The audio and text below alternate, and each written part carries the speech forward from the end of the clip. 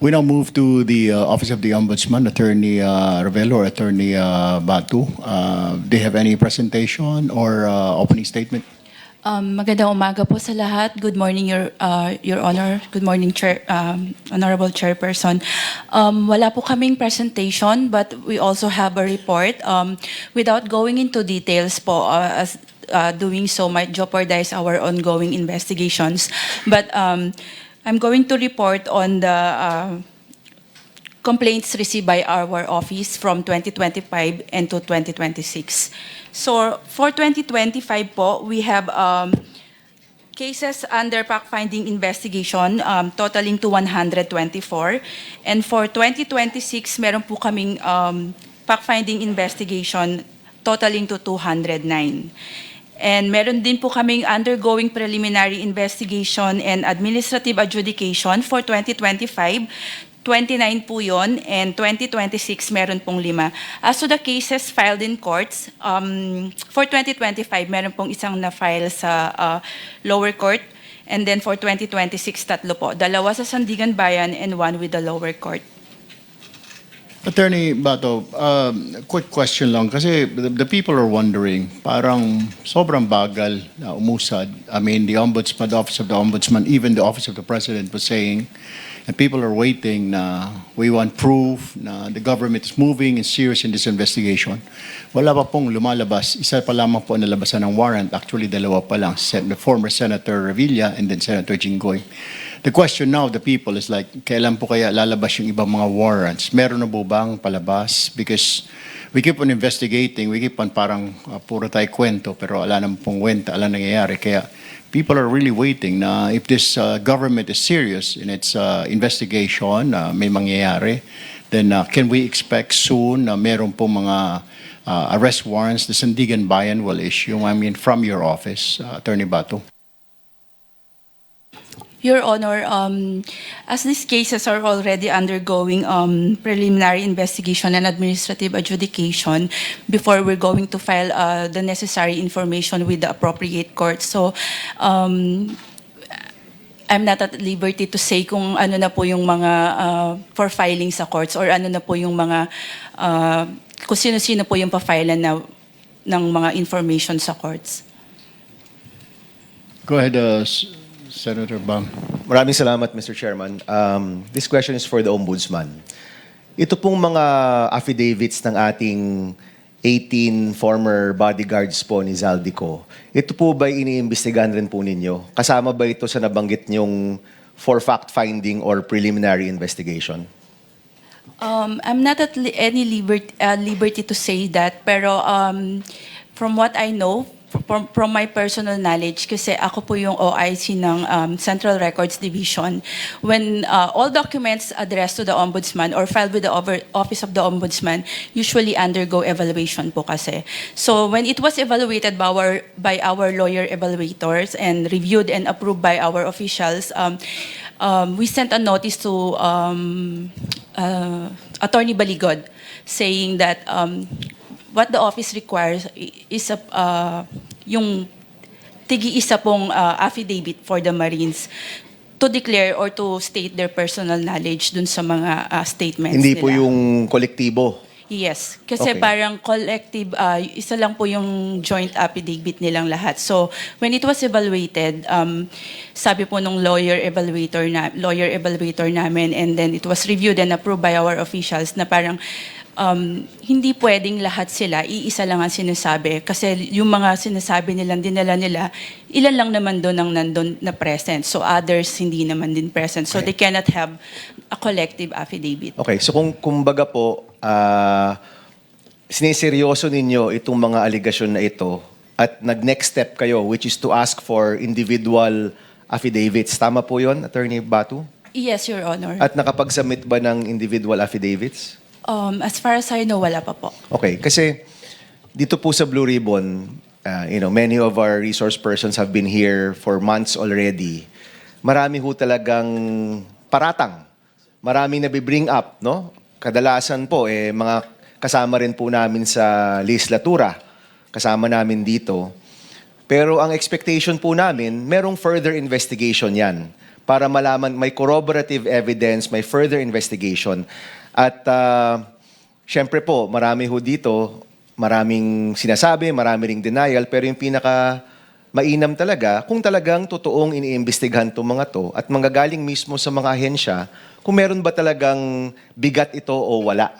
So, sinasabi po ninyo, tinutuloy nyo yung investigasyon, pero hindi pa sila nagsasubmit ng individual affidavit para talagang mahimay at malaman kung meron pa talagang probative value yung kanilang mga statement. Tama po ba yun, Attorney Batu?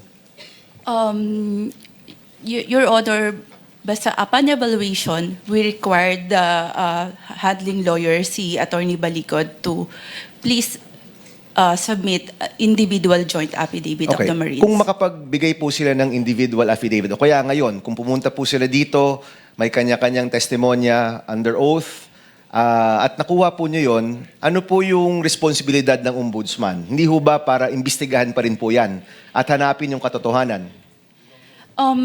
Going to the usual process, Your Honor, if it's sufficient in form and substance, yung kanila, if it's in the form of a complaint affidavit, and then it's sufficient in form and substance, pwede po siyang mag-undergo ng preliminary investigation. At kayo po mismo, attorney, nag-iimbestiga o ipapasa po nyo sa NBI o sa DOJ?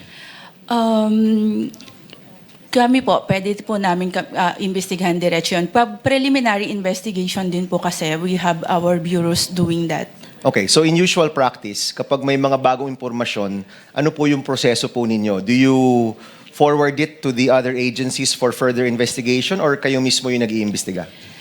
Yung fact-finding investigation po, our office, yun nagkakonduct talaga ng fact-finding investigations. For context po, Your Honor, yung mga sinasubject to fact-finding investigations are those complaint like anonymous na hindi siya sufficient in form but merong mga verifiable leads. Okay. So, At hindi pa yun nagagawa para sa affidavits ng mga 18 bodyguards kasi hindi pa sila nagsasubmit ng individual na affidavit. Is that correct? Yun ba yung tamang proseso?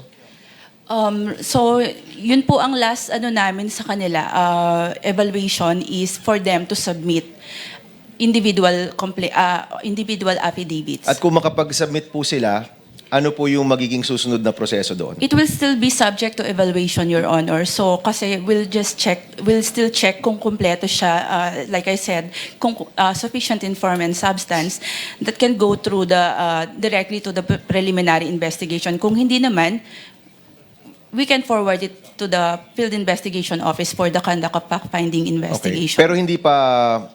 I guess kasi Attorney Batu, yung binabato kasi is parang hindi daw pinapansin yung mga ibang testimonya nila o nasa affidavit. Yan yung kanilang binabato ngayon eh. Kaya gusto kong lang malaman, hindi nyo naman sinasara ito. Humihingi kayo ng further affidavit para ma-fact-finding. Balik po tayo sa ombudsman.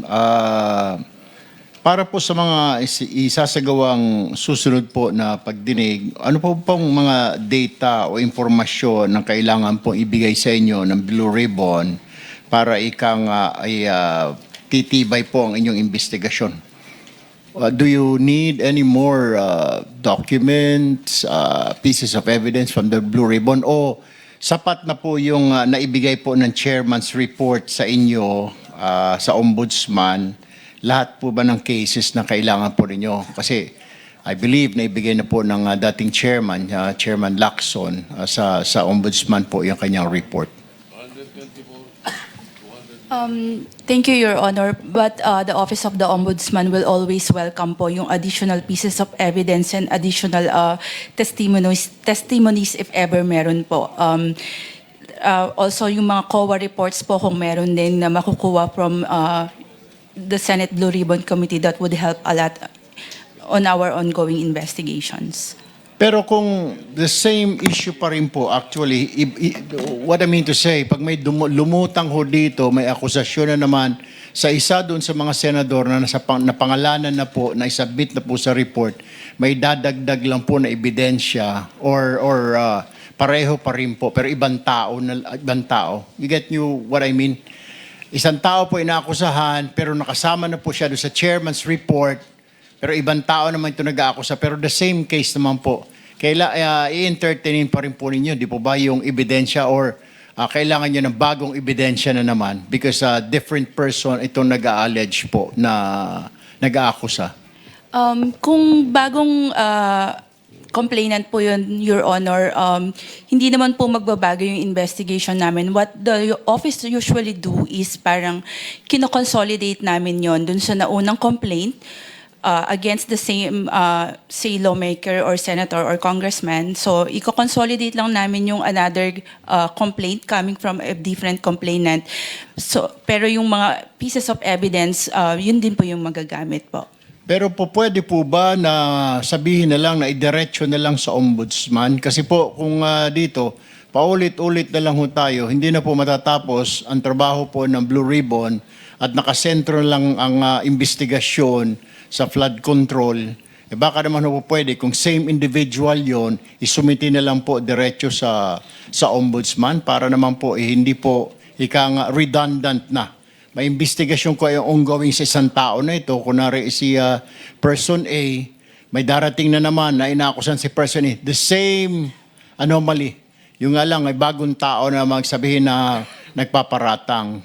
Pwede po ba yung kanyang statements, diretso na lamang po sa ombudsman rather than iimbestigahan na naman po dito kasi hindi na po tayo matatapos. Marami po pong problema ang ating bayan na kailangan silipin. Baka redundant na po. Ano hong masasabi niyo dyan?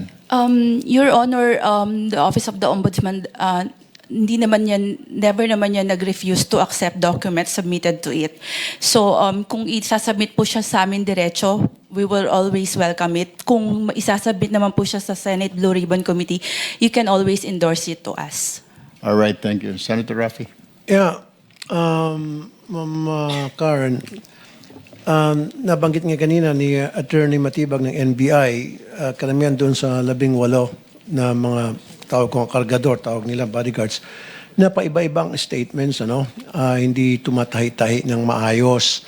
Now, having said that, siyempre gusto natin yung salarin talagang makasuhan, managot, kung sino man yung mga talagang tumanggap ng pera.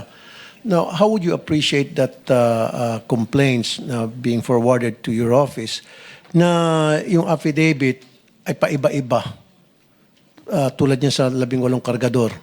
Gusto talaga natin madiin yung dapat madiin. Meron talagang tumanggap kung meron. Pero tulad binanggit ni Atty. Matibag, paiba-iba yung statement nila. Tulak, atras. At wala talagang definite na sila mismo ang nag-deliver, sila mismo eyewitness at may mga dokumento, mayroong screenshot, may recorded conversation, etc. Nothing like that, kundi hearsay lamang. So, paano atake niya ng ombudsman para maging tight yung case against anybody na talagang tumanggap ng pera? Your Honor, that's why the Office of the Ombudsman required an individual complaint affidavit to verify po yung personal knowledge talaga ng bawat isa dun sa mga nag-submit ng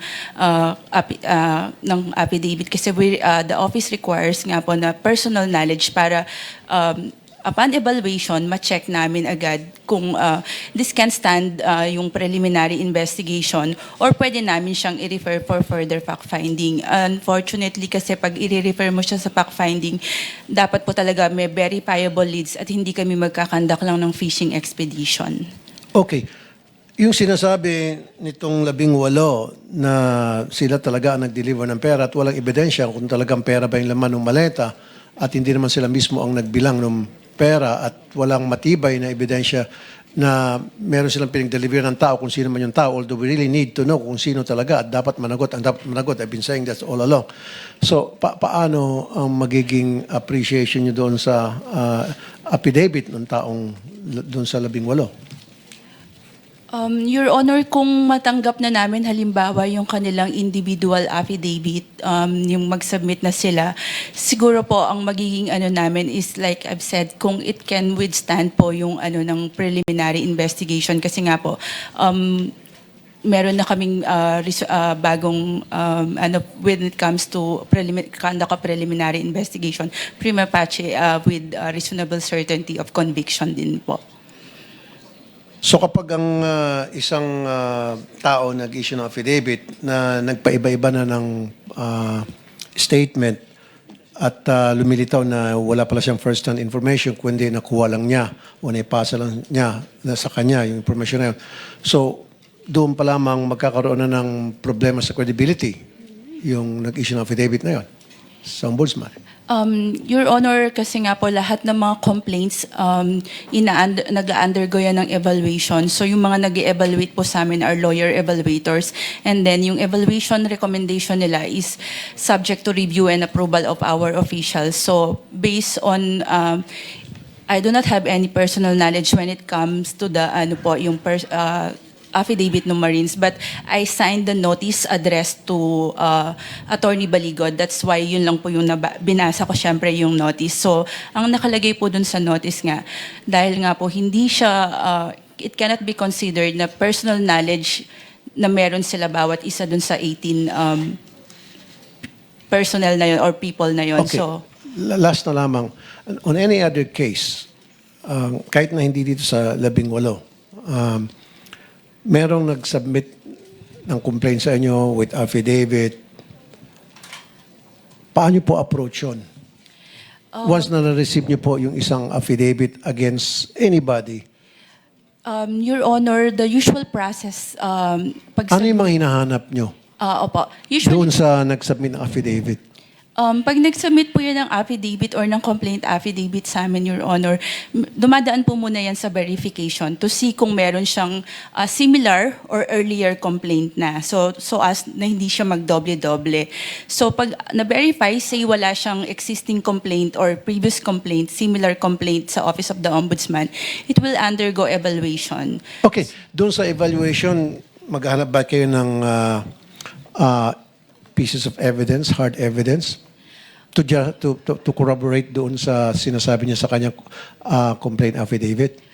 Pwede pong ganun, Your Honor, kasi one of the recommendations na pwedeng gawin ng lawyer evaluator is to dismiss it outright kung makita niya na frivolous lang yung mga complaint.